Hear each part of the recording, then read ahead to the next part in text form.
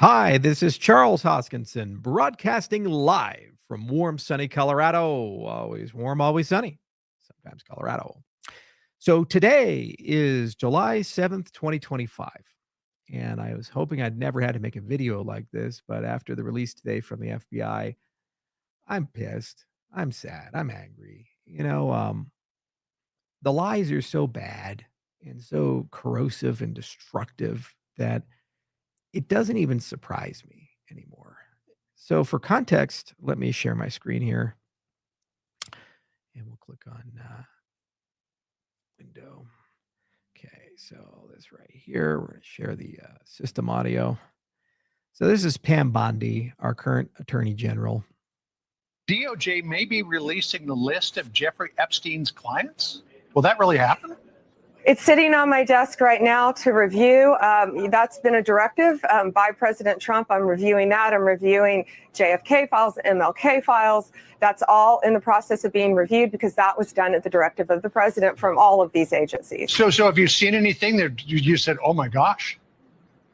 Not yet. And then right here. As part of our commitment to transparency, the Department of Justice and the Federal Bureau of Investigations have conducted an exhaustive review of investigative holdings related to Jeffrey Epstein. To ensure that the review was thorough, the FBI conducted digital searches of its databases, hard drives, and network drives, as well as physical searches of squad areas, locked cabinets, desks, closets, and other areas where responsive material may have been stored. These searches uncovered a significant amount of material, including more than 300 gigabytes of data and evidence, physical evidence, 300 gigabytes. These files related to Epstein include a large volume of images of Epstein, images and videos of victims who were either minors or appear to be minors, and over 10,000 downloaded videos and images of illegal child sex abuse material and other pornography. Teams of agents, analysts, attorneys, and privacy and civil liberties experts combed through the digital and documentary evidence with the aim of providing as much information as possible to the public while simultaneously protecting victims.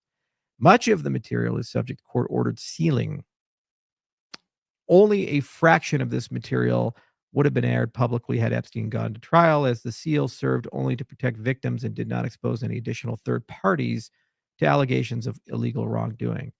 Through this review, we found no basis to revisit the disclosure of those materials and will not permit the release of child pornography. This systematic review revealed no incriminating client list. There was also no credible evidence found that Epstein blackmailed prominent individuals as part of his actions. We did not uncover evidence that could predicate an investigation against uncharged third parties.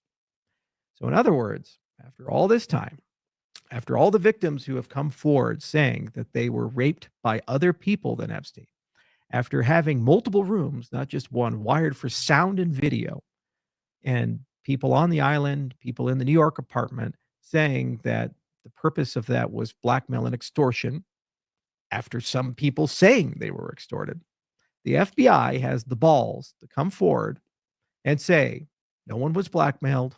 It was just Epstein. There's no client list. He's dead. Move on. Case closed. And they also said in another release that he killed himself.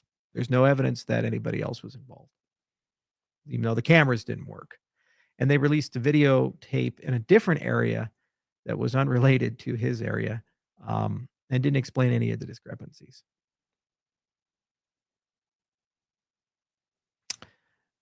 It's so far beyond fantasy at this point.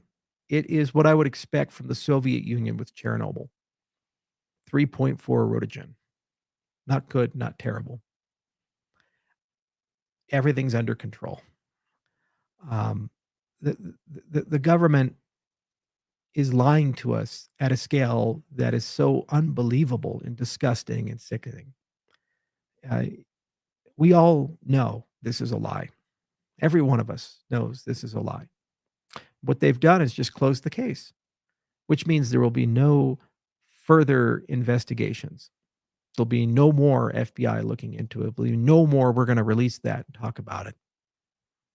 And everybody who raped over 1,000 children over a 20-year period just got away. What did Ghislaine Maxwell go to prison for if there was no trafficking and no client list? What's she in jail for? Just Epstein raping people? 1,000 plus victims?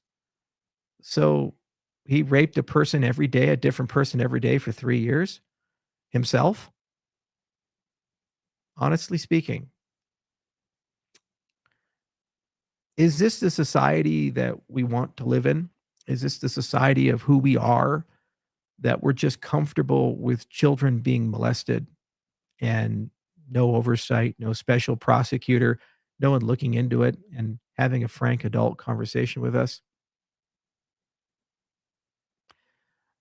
When people ask you why cryptocurrencies exist and blockchain exists, it's stuff like this. We don't trust the institutions anymore because the institutions are no longer capable of regulating themselves. We don't trust the institutions anymore because when we ask them to do the right thing, and believe me, it is absolutely, definitively, unambiguously the right thing to put child molesters in prison, they don't do it because the people in power apparently have some connection to it. How can you then trust them with your healthcare and your education, with the roads, with the water you drink, the air you breathe, and the food you eat? How can you trust them to make the right call of who we go to war with and who we make peace with? How can you trust them with your money in your pocket? All moral legitimacy dies when you fail these basic tests of decency and you allow some of the most disgusting and despicable people in the world to walk scot free, live lives of luxury, walking around knowing that they raped children. It's a dark, terrible day for the government to do this, but it's expected. The Soviet Union was the ultimate example in the 20th century of a society addicted to the concept that there is no objective reality and truth. It's just whatever the state happens to say. There's the truth, and then there's the truth. The truth is what actually happened, and that's the single most dangerous thing to know and say. And then there's the truth, what the state said happened. And your first job is to figure that out as quickly as possible.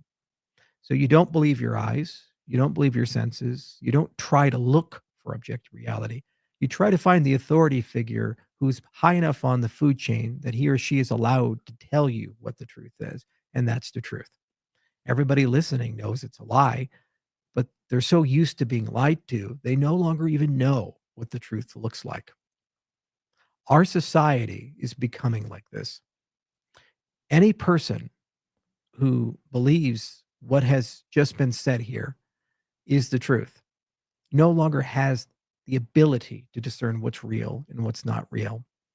The minute that you succumb to that is the minute that tyranny takes root, because tyrants then own a monopoly on reality, and they can tell you up is down and down is up. The sky is yellow, the sky is blue, the sky is red, doesn't matter. You don't see it, you're told it. Blockchain doesn't do this. Our industry doesn't do this. The technology that we work on doesn't care what your feelings are. It creates an objective reality. And the consensus is that we can all see it and verify it ourselves. So, as angry as I am, it reinvigorates me in a certain respect. Tells me I'm on the right road. Tells us all that we're on the right road. When we looked at technology like Midnight, when we looked at technology like Cardano, these are necessary, not necessarily sufficient, but at least necessary components on the long road of restoring integrity. Our society is deeply broken, deeply partisan, and we are divided by design through massive amounts of propaganda to hate each other, the left versus the right. This side is evil, my side is virtuous. And we're not allowed to have a discussion about objective reality and objective KPIs and what is good for the nation as a whole, how humans should live in 2030 and 2035. And we're also told that when evil people do things based upon who they know and who they are, we just have to accept that they get away with it because that's just the way things are. That may have been the way things were during the Middle Ages when we had kings. But that's not how things are if we assert to live in a free society with rule of law. And as long as it takes for the victims to get justice, there's a lot of us listening right now who will remember them. And we will find a way. It's not over. And I'm glad, in a certain respect, that these institutions have put the final nail in their coffin. They've proven beyond a reason of a doubt that they're broken beyond repair. For America, I think the only solution now is a constitutional convention. There is no way at the ballot box or with third parties to elect our way out of this. For the last 24 years, we've either been ruled by a Democrat or a Republican, equal time, 12 years and 12 years, and then partly this year with Trump. Every problem we have is bipartisan. Every single senator and congressman, every executive, in their own way, Democrat or Republican, continue to lead us down this road to hell. I'm old enough to remember weapons of mass destruction. I'm old enough to remember DARPA and the Information Awareness Office trying to inflict upon the American public total information awareness, only then to be slapped down by the Congress, and now it be resurrected by Palantir after being dormant for years and years and years, hiding in places like Carnivore and Einstein. I'm old enough to remember all the lies told about COVID. And I'm old enough to remember that Epstein is an agent of governments to extort and blackmail some of the most powerful people to contort and use them for dark machinations. We don't forget these things because authority figures tell us to forget them. We remember them because they're an indication that the moral legitimacy upon which this nation stands is broken. And only by us coming together as a people at the state level through a convention are we ever going to be able to rewrite the DNA of the society we live in so that we can begin the process of healing the nation. And we need technology. We need AI. We need blockchain. We need new organizational design. We need incentives engineering. And we need the last 200 years of political science theory to guide us through. The cryptocurrency space has taken many of these challenges by the horns, and we're testing these systems at a scale of hundreds of millions of people, soon to be billions of people. In real time, we're learning how to do governance, all its warts and all its glory. Real time, we're learning how to do incentives. Real time, we're learning how to build voting systems. And so we have trained up millions of people who do not tolerate mediocrity. And those people can and will be engaged in the great project of reinvigorating things. I love the United States of America because it's the original country of rebels. We had the audacity to stand up for ourselves against people much more powerful and fought a hopeless fight just for the privilege of being a nation, very divided one. And we had to fight it again in a civil war. And then we had to overcome the perils of totalitarianism and communism in the 20th century. But I also, as an American, freely acknowledge that we have many sins in addition to our blessings.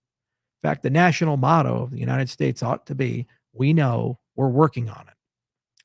I'll never give up on the American promise and the American dream, ever. I'll never leave. I'll never exile. I'll never rescind my citizenship. My bones will be buried on my ranch in Wyoming. And I'll never stop fighting because who we are is worth fighting for. And even though our government has let us down, and today is a real sad one, the American people never let us down. They still fight. They still believe. We just had our Independence Day, and we celebrate it by showing who we really are, a nation that's willing and able to fight. The coming years, we're going to have a lot of fights. We're going to fight for the soul of America. Do we belong to an unelected oligarchy and plutocracy and massive corporations worth trillions of dollars, now with super sophisticated tools that know everything about us and use it against us at any whim and will, in a giant globalized society where we're given table scraps? Or do we live with liberty, God-given liberty? That's it. And how we get there is we have to use the same tools. We have to use constitutions. We have to use blockchain. We have to use AI ourselves. And we have to use each other. We have to get along. We have to work together. We have to fall in love with the concept of an objective reality and truth. And we should never become so cynical that we believe that the truth does not exist. A society only dies when we give up on the things that unite us. And we're perilously close to that by design. Don't give up. Don't get cynical. Keep the hope. Keep the pragmatism. Let's find a way to bridge this gap. And these are the moments that should unite us. I don't care about your politics. There are certain things in life that are just plain wrong. And there's certain things in life that we all have to agree need to be remedied. This wound will not heal until we come together to heal it. And today, we have a clear example of where we've been failed as a society. Let's wake up tomorrow and start fixing and healing. Thank you, everyone.